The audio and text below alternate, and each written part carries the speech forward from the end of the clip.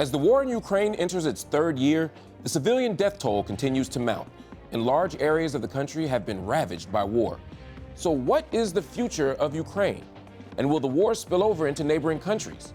That's our discussion this week in an UpFront Special.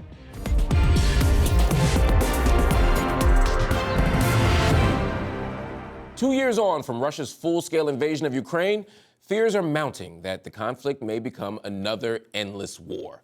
The hostilities thus far have led to more than 10,000 civilian deaths and left massive destruction in its wake. Militarily, the situation on the ground is difficult to assess, but last week, Russia scored an important victory when it captured the eastern Ukrainian city of Avdiivka. So what will happen now? Are peace negotiations even possible? And what lies ahead for Ukrainian and Russian leadership? Here to speak with us today are Lesia Vasylenko, Ukrainian member of parliament and human rights lawyer, Ilya Matveev, a political scientist currently at UC Berkeley, and Aaron Mate, journalist and host of The Pushback on the Gray Zone. I want to thank you all for joining me on UpFront. Lesia, I'm going to start with you. There have been conflicting narratives as to which country is succeeding in this war. Russian President Vladimir Putin has said that Russian defeat is impossible, while Ukrainian President Volodymyr Zelensky previously said, "We know Russia will lose." So what's the truth here? In your view, where do you think things stand at the moment? Ukraine is fighting for its existence. This has been the case since day one, which was back on the 20th February 2014, when Russia first attacked Ukraine and annexed Crimea. And Ukraine is fighting against Russia's military aggression. Aggression being an international crime. The whole world is standing behind Ukraine since 2014, and especially after the escalation of that aggression in 2022, to push back on Russia and to push back on the very fact of the aggressive spreading of autocratic rule. This is the assessment of the situation, and what is possible or impossible and what should and shouldn't happen. This is for the global community to judge, and I think it's up to Ukraine and all those partners standing behind Ukraine to judge. And at the moment, everything possible is being done to make sure that there is no victory for Russia and that there is a collective victory for long-standing. Aaron, let me bring Aaron into this conversation. Aaron, I mean, what do you make of that? I mean, Lesia is painting a pretty clear-cut moral and political picture here. She's saying there's an act of aggression, it's illegal, and the global community knows the right side of the issue here. What do you say?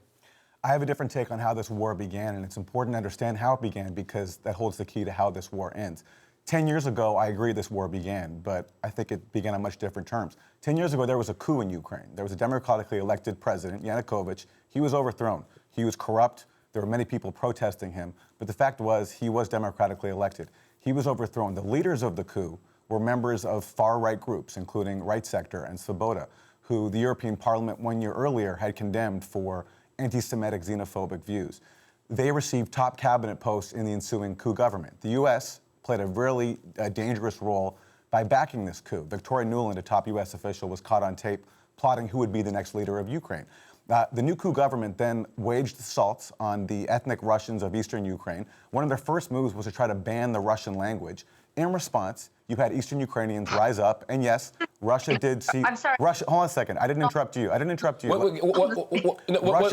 Lesia. We'll bring you back in. I'll give you a chance to respond. Russia did seize Crimea, which, by the way, a lot of the population did support joining Russia, as Ukrainian officials admitted at the time. Then there was a peace process. There was something called the Minsk II Accords. The basic bargain was that Ukraine was going to recognize the autonomy of eastern Ukraine and the fighting would stop. Ukraine, under the pressure of the same far-right nationalists who drove the coup, refused to implement Minsk, which led to ultimately Russia deciding to invade. I don't support Russia's invasion, but you have to recognize that from the start, there were opportunities to avoid that invasion by respecting the Minsk Accords. Afterwards, there was a peace deal reached in Turkey in April 2022, weeks into the war. We all know this from multiple officials, NATO officials, Ukrainian officials. There was a deal reached between Ukraine and Russia, but Boris Johnson, the Prime Minister of the UK, stepped in and said to Ukraine, we're not going to back you up if you make a peace deal with Russia. You should keep fighting. And that, I think, has led us to where we are today. Lesia? I'm sorry, but the amount of just twisted facts and basic incorrect information was absolutely incredible. First of all, let's go back to 2014 and 2013 for that matter, and what was happening in Ukraine. And what was happening in Ukraine at the time was that the people of Ukraine came out not just in Kiev, but across all of Ukraine to protest Yanukovych's regime and him putting down the foot on a democratic process that was unrolling in the country and Ukraine's choice to come on the path to the accession to the EU. And that's when the Yanukovych regime was ousted. And where did Yanukovych flee? He fled to Russia, where he is now welcomed by Vladimir Putin and all of his political regime. Today, Ukraine still has a democratically elected parliament, a democratically elected president, whom the population supports, and also a government which is functioning in our country. In the years after the Maidan Revolution of Dignity, and after Russia has illegally annexed Crimea, there was no referendum, none of that. If you are calling a referendum an inquiry with where a lot of the people were held at gunpoint, that's not a referendum, I'm sorry. And after Russia has illegally occupied Donetsk and Luhansk regions, the people of Ukraine are still absolutely united in bringing territorial integrity back to Ukraine. And just another correction. The Minsk Accords, the so-called Minsk Accords, were made under force. And any agreement made under force or even threat of use of force is deemed null and void. Again, these are basic international law principles. The UN Security... Aaron, I know you want to jump in. I got to move on because we want to cover a lot of ground. I'll make sure both of you have a chance to jump back into the conversation. Ilya, let me go to you for a minute because over the weekend, Russian forces took over the eastern Ukrainian city of Avdiivka, which has shifted the front line. And some say it's given Russia the upper hand at the moment. What do you make of these recent developments? I think that it was a tactical victory, but there is no chance of Russian victory strategically because Ukraine's military potential and the will to resist this invasion is so strong that a real breakthrough on the front line is impossible. So Avdiivka is one small town, and the front line is 1,000 kilometers. I also have a lot of points to make about Aaron's speech, but I guess I don't have the time. I will just ask one simple question. Can an elected president become a dictator? And another question is, can the people rise up against a dictator? Let's say Yellow Jackets in France have this demonstration, and then Macron decides to shoot 100 demonstrators. What do you think is going to happen in this scenario?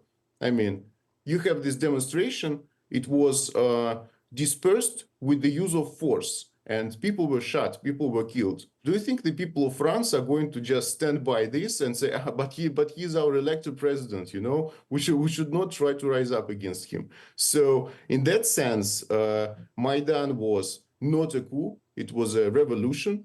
And in response to that uprising, in violation of every possible agreement, Putin annexed Crimea in violation of 1994. I'm glad you went there. In an interview with former Fox News host Tucker Carlson, Vladimir Putin said he was willing to discuss a peace agreement to end the war. But Russia has shown no indication that it will renounce any territories that were annexed during the conflict. He previously told Kyiv that new, quote, territorial realities have to be taken into account. If that is the case, can you see negotiations being even possible? I definitely see negotiations possible. I don't see they result in anything. That's a different thing. I mean, certainly Russia can have fake negotiations, sending 30 fourth-tier people to negotiate like it did in March 2022. But this is not important to Putin. He's not going to negotiate. In his mind, it is still possible to inflict a major military defeat on Ukraine. And this is his ultimate goal. And to achieve this goal, he tripled the military budget. Is it also possible, Yeah. Ilya, and I want to bring you in too, Aaron, that he does want a peace agreement? It's just the relinquishment of annexed territories simply won't be part of said agreement. Is there any way that he's sincere about an agreement, but simply holding his ground on Crimea? No, it's not about Crimea, according to his own words. Now it's about the whole conquered and occupied territories that were occupied after 2022. And secondly, I see zero indication that Putin is serious to stop the war, even with these terms, basically stealing almost 20% of Ukrainian land. So I see no indication that Putin is going to stop the war. Aaron, what do you make of that? What do you make of that assessment? He's saying, look, this is empty rhetoric. You can't have a peace agreement, period, if you have a doctrine or a commitment to permanent war. But also, you can't have a legitimate peace agreement if fundamentally you're unwilling to relinquish not just Crimea, but any of the land that's been annexed, any of the land that's been taken. Well, I agree with the point that Putin now is not going to give up territory, and not just Crimea, other parts of the 20% of the Ukraine that Russia has taken.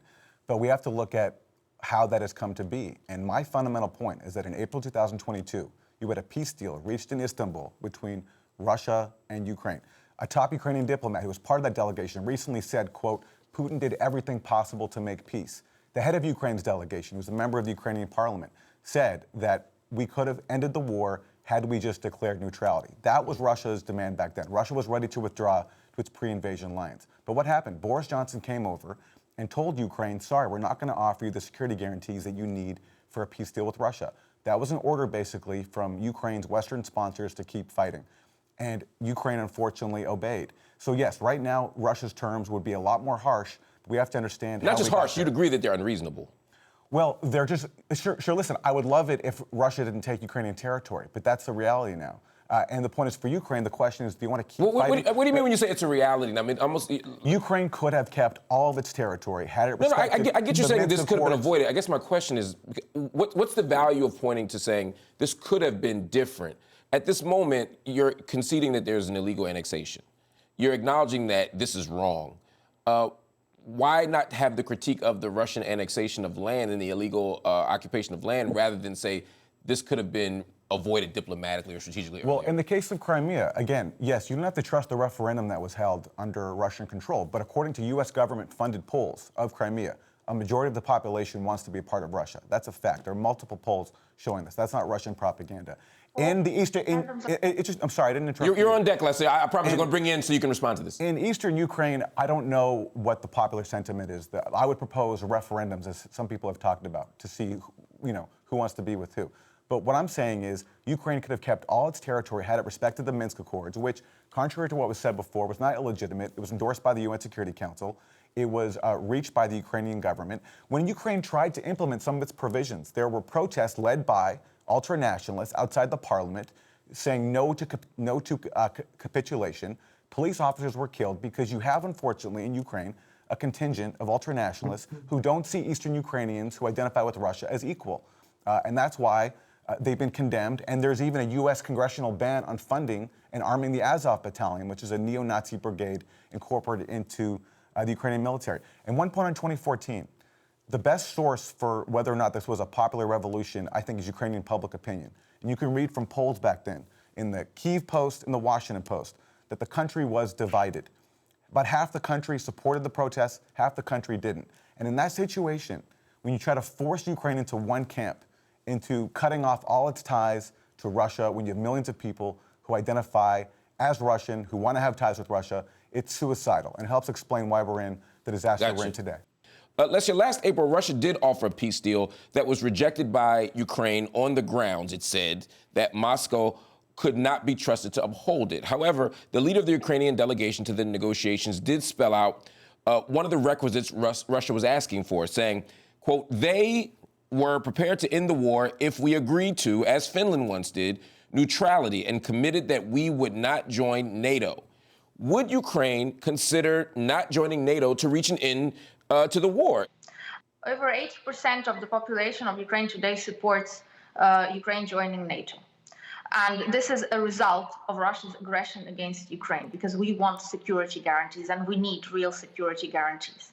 Because again, going back into history, Russia was supposed to be a guarantee of Ukraine's security after Ukraine gave up its nuclear weapons back in 1996. But Russia was the country that actually ended up invading Ukraine. Also, if you want to go into history, as Aaron does, this is important. In 1991, when Ukraine regained its independence from the Soviet Union, from Russia, Russia was the country that accepted that Ukraine is an integral, independent country with Crimea as Ukraine's territory, with Donetsk as Ukraine's territory, Luhansk as Ukraine's territory, and all the other territories which Russia today holds effective control over with its military. Russia accepted it, signed off on it, and then breached its very word and its very legal responsibilities. So what are we talking about now? What kind of negotiations? Negotiations to appease a terrorist autocratic regime that is killing Ukrainians by the day over the duration of the last 10 years. And where do you want to come with this negotiation? What, give up Ukrainian land?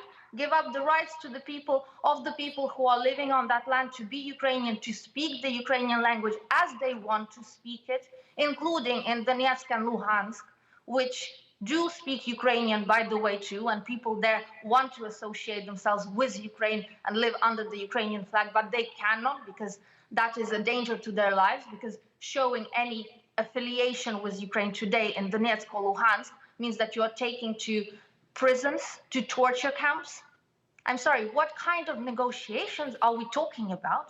And what kind of peaceful Russia and regime is Aaron trying to paint for the audience? Ilya, Ukraine has received billions of dollars from Europe and the United States in the form of military assistance and other aid. And the U.S. is in the process of trying to approve another $61 billion in support to the country. Some have voiced their concern about this approach helping to prolong the war. One U.S. senator called Ukraine, quote, America's new endless war, and warned that the United States was, quote, heading down the same path that mired us in Middle Eastern conflicts for over 2 decades. What do you make of that? That funding Ukraine to this extent and this approach to funding only allows Ukraine to keep the war going? I see this as illogical because Ukraine did not start this war, and obviously the biggest obstacle to peace is Vladimir Putin and the Kremlin. So as if in a situation without American military support, the war would stop because Putin would just simply stop attacking Ukraine. So this is not how it's going to go. It's not like if the US stops supplying Ukraine with weapons, then suddenly Putin decides to stop his invasion because, oh, now they don't get the weapons, I'm not going to attack Ukraine anymore. Because before 2022, supplies of weapons to Ukraine or the so-called lethal aid were minimal. In contradiction to what the Kremlin is saying at the moment. And without these weapons, the war will be prolonged because Putin is going to push until he can inflict a strategic defeat, because his ultimate goal in this war is to defeat Ukraine. It is a war. You either win or lose. So for Vladimir Putin, it is important to win. I think it's a logical proposition. So stopping the supplies of weapons. Let me ask you another question in that same vein here. You're saying that Putin would continue to prosecute this war. Some have even argued it might prompt him to expand his imperial ambitions. In November of last year, Russian Foreign Minister Sergei Lavrov insinuated that Moldova might take a similar path to Ukraine, saying Moldova is destined to fall to the next victim in the West unleashed hybrid war against Russia. I mean, it's not that far-fetched. And Aaron, I want to get your take on this too. I mean, they've occupied parts of Georgia in 2008, annexed Crimea in 2014, and there's a full-on invasion of Ukraine in 2022. One could argue you don't need a crystal ball for this. This is inevitable. Can I add just very shortly that in the beginning of the war, there was an official statement by some Russian general that the goal is to make a land corridor to Moldova, because part of Moldova called Transnistria hosts Russian troops. And so the idea was to conquer southern Ukraine and to conquer Odessa and to make a corridor, to Transnistria through the Ukrainian territory. So attacking Moldova is totally possible in this scenario. And it was almost announced by Russia. So they didn't go as far as actually saying that they're going to attack Moldova, but they said that the goal is to make this corridor of territory that Russia controls from the actual Russian territory to the territory of Moldova to Transnistria. So it is not far-fetched. Aaron, do you share that view? This comes down to whether you see Russia as acting as a fundamentally aggressive expansionist power or whether it has legitimate security concerns. Georgia, 2008, that happened because Georgia attacked Russian allies first. Russia then intervened. Unfortunately, Georgia, I think, got betrayed by Dick Cheney, which encouraged them to launch that operation and gave them the impression that the U.S. would have Georgia's back. Again, 2014, we've already gone over the history. There was a coup that happened. Whether you like Yanukovych or not, he was overthrown. Crimea, historically, is part of the Russian sphere. It hosts Russia's most important naval base. There was no way Russia was going to let Crimea fall into the hands of a government that was now talking about joining NATO, which, by the way, was previously outlawed under the Ukrainian constitution. If Russia was expansionist, why didn't it take Donetsk and Luhansk in 2014 when the leaders of the breakaway republics were begging to be a part of Russia? Russia said, no, let's do the Minsk peace process. Aaron. I mean, every imperial power that has occupied land or annexed land, they always say there's a security concern. They always say there's a strategic military purpose. They never just say, hey, we're being, warmongers. They never say we're just taking it. There's always a security reason. So the question is it legitimate or not? Well, the question was, do you see Russia taking more? Do I see them expanding to go after NATO countries? Absolutely not. That would be suicidal. That would be inviting war with NATO, World War III. They are in Ukraine because of Ukraine's significance to Russia. William Burns, who's the current director of the CIA, he wrote a cable in 2008 warning that Ukraine for Russia was a red line across the spectrum, whether it's Putin or his liberal critics, because of Ukraine's historical significance to Russia, including having people inside Ukraine, millions of them who have family in Russia, who identify as ethnic Russian. And that's why it was always crazy to try to draw Ukraine into one camp. Why not let it be neutral? Respect that you have people in Ukraine who hate Russia, fair enough. You have people in Ukraine who also want to be a part of Russia. So the project since 2014 has been to integrate Ukraine into the U.S.-led order, and that's been catastrophic. Lesia, I want to bring you on this. I want you to respond to Aaron, but also this fundamental question of, do you see Russia expanding even further and continuing this sort of pattern that we've seen since 2008? Yes, Russia will expand once given the chance, and if nobody fights back, if Ukraine stops fighting back, Russia will expand. And what will happen is that you will have Russian missiles directed at a number of Western capitals located at Ukraine's far most western borders, which will mean that Berlin will be reachable within 2 hours. If this is something that Europe wants or that the US wants, I'm pretty sure that the answer is no. And this is why there is also robust support for Ukraine and robust, not just condemnation, but fighting back towards Russia. And something that I want to get straight. Aaron has implied so many times that Ukraine is almost like a puppet of either the US or the UK. That is not the case. Ukraine is an independent country fighting for its very existence. It is not obeying any orders coming from any other country, but the people of Ukraine are obeying their heart, their wish to preserve their homes, protect their families, and to regain control of our own land. And this is what is happening. And we are grateful to every single country that is standing behind us with military support, financial aid, humanitarian aid, and any other support and help that can be provided to make sure that Russia's aggression and Russia's autocratic rule under Vladimir Putin and under a whole group of other politicians does not spread further than Russia's borders. And we are trying to push that back. And making any kind of negotiations and peace with Russia without actually having security guarantees from a number of countries is impossible and will never be possible. I think this is where I'd like to leave things and make things clear in this discussion.